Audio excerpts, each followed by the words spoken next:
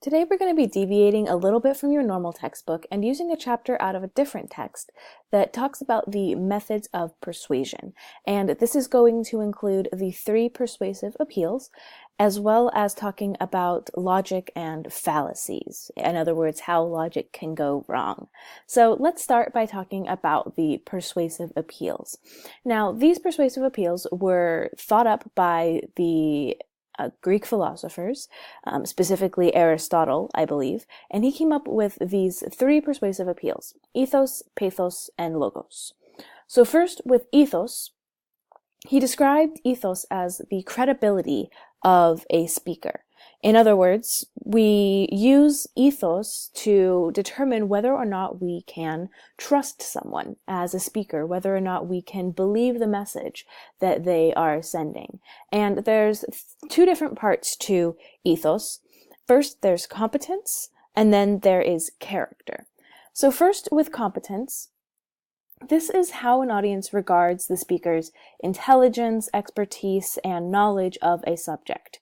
In other words, competence is a measure of whether or not we believe the speaker knows what they're talking about, whereas the character of the speaker is how much we believe we can trust the speaker. So this is how sincere we believe they are, and whether or not we think that they have our well-being in mind.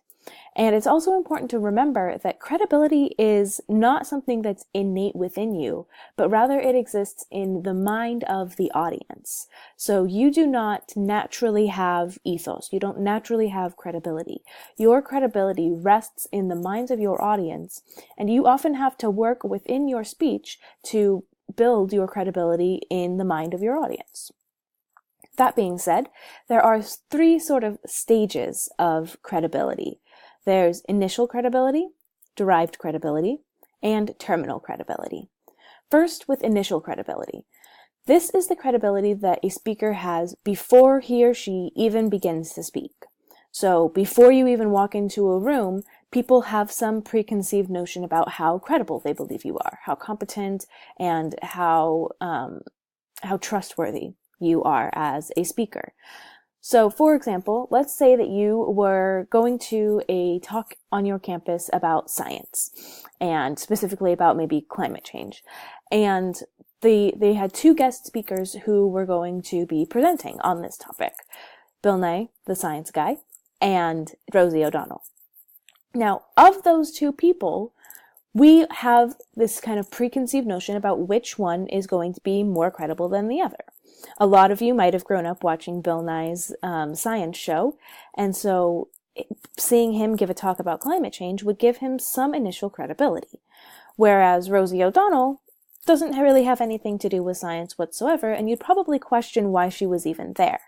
So her initial credibility is going to be relatively low compared to that of Bill Nye's. The derived credibility is the credibility that a speaker gains in the mind of the audience based on the things that he or she says during their speech. So, for example, you go to the talk with Bill Nye and Rosie O'Donnell, and they start talking about climate change. And as Bill Nye is giving his presentation, you start to realize that a couple of the facts that he's said are incorrect, and maybe he's misspoken a couple of times. And so your thought of him starts to go down a little bit. You start to think that maybe he's not as competent as I thought he was. Whereas Rosie O'Donnell completely blows you away. She knows a lot more about climate change than you ever expected, and her credibility goes up. That's the derived credibility.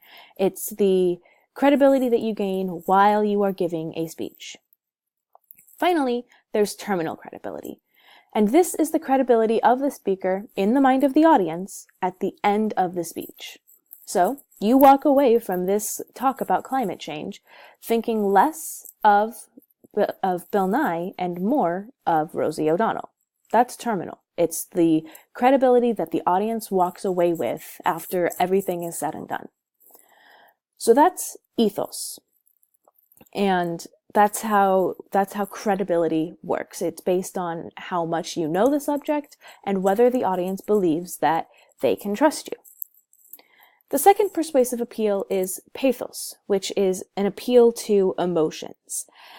And this is where you're trying to make the audience either feel sad or angry or guilty or afraid or happy or any number of different emotions. But you're kind of tugging at the audience's heartstring in order to get them to do the thing that you want them to do. To do this, we use very emotional language and vivid examples. So we might put a picture up on the screen of an animal who's in need of our help. Or we might talk very persuasively about the struggle that someone goes through on a daily basis when they are coming up against the problem that you are talking about in your speech. So there's lots of different examples of things that we can do when it comes to emotional language. Using language like their hopes and their dreams and it's our duty and stuff like that can really tug at people's heartstrings and make them feel compelled to do something. Now, pathos arguably is one of the strongest persuasive appeals because of the emotional heart of it, right? It's very easy to manipulate someone if you have control of their emotions. So we do have to be really careful and make sure that we are using pathos in an ethical manner.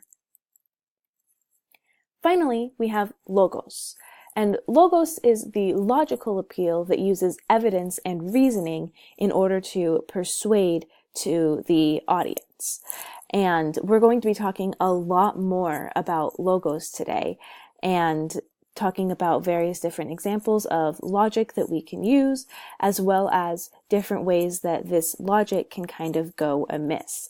But really, the biggest thing about logos is that it's all about evidence and using your supporting materials to really drive home a point for your audience. So you're using statistics, you're using reasoning, and all of these various different things to try and persuade your audience that this is a real issue that needs to be paid attention to. So those are the 3 persuasive appeals according to Aristotle, the Greek philosopher. And using all 3 of these together in a message can really make your message very, very powerful. But we're going to talk a lot today about logos in particular, using logic and reasoning and the lack thereof in order to persuade.